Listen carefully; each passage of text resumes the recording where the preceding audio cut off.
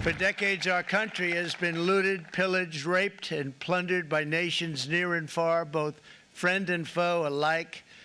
American steel workers, auto workers, farmers, and skilled craftsmen, we have a lot of them here with us today. They really suffered gravely. They watched in anguish as foreign leaders have stolen our jobs, foreign cheaters have ransacked our factories, and foreign scavengers have torn apart our once beautiful American dream. We're going to build our future with American hands, with American heart, American steel, and we're going to build it with American pride like we used to. That's President Trump signing an executive order enacting reciprocal tariffs yesterday with a baseline tariff of at least 10% for all countries beginning this Saturday. The White House confirming that steel, aluminum, and other precious metals are excluded from the reciprocal tariffs in order to provide relief to domestic buyers. Joining me now is Zekelman Industries Chairman and CEO Barry Zekelman. Barry, it's great to have you this morning. Thanks so much for being here. Yeah, thank you, Maria. Now, there's already a 25% tariff on steel and aluminum. You say the tariffs on steel were not steep enough. You say they should have been higher so that it would be anti-competitive to dump cheap steel in America. Tell us more.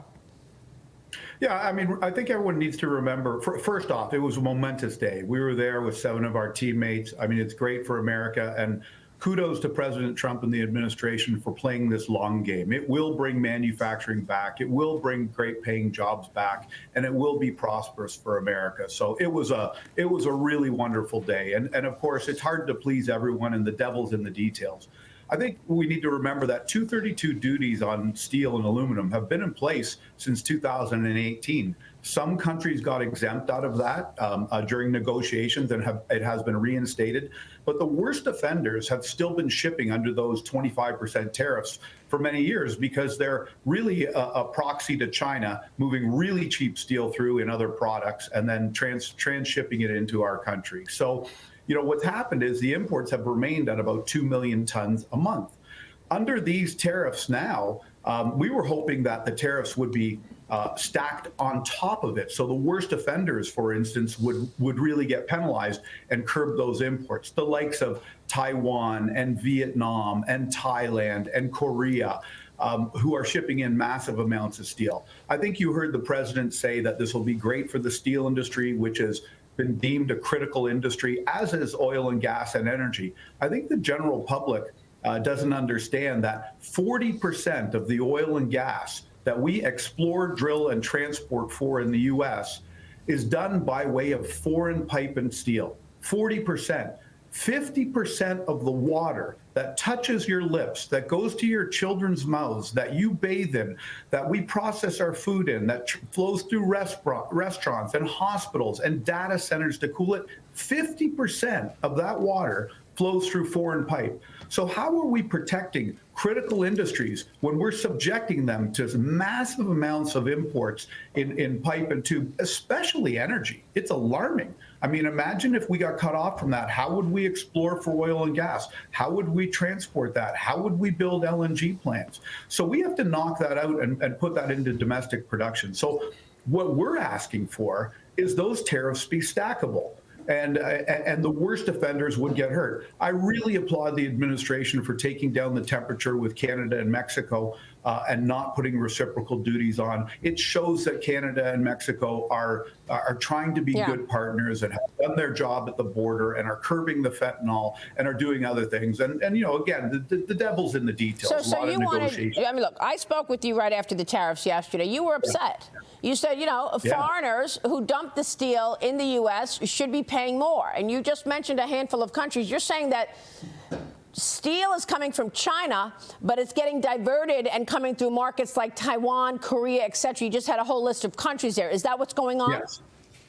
Yeah, and you know, the example is this, and this has been going on for a long time. I'll give you water pipe that I just mentioned. Chinese steel goes to Vietnam for $450 a ton. They put a little value add to it, make it into pipe, ship it over here, and they're selling it at $900 or $1,000 a ton. Today, U.S. steel I have to buy here to make that pipe costs me $850 a ton. There's absolutely no way we can transform it into pipe and tube and compete with steel today that's coming in from Vietnam and Thailand and Taiwan and Korea at those numbers. It's over, right? We can't compete. So if you had stackable tariffs on that, for instance, Vietnam would be hit with 46% on top of that. Now we're talking. So, if you really want to curb this, and the single biggest product category, we're talking about pipe and tube that I'm talking about. And of course, look, I'm selfish. It's the category I deal in. It's 5 million tons a year in an average year. When drill baby drill starts happening, it's going to go up to 7. Just for context, 7 million tons is 2 of the new Hyundai steel mills full. And this is an instantaneous change. This isn't build a steel mill and in 3 or 4 years we have production. This is overnight. This is tomorrow.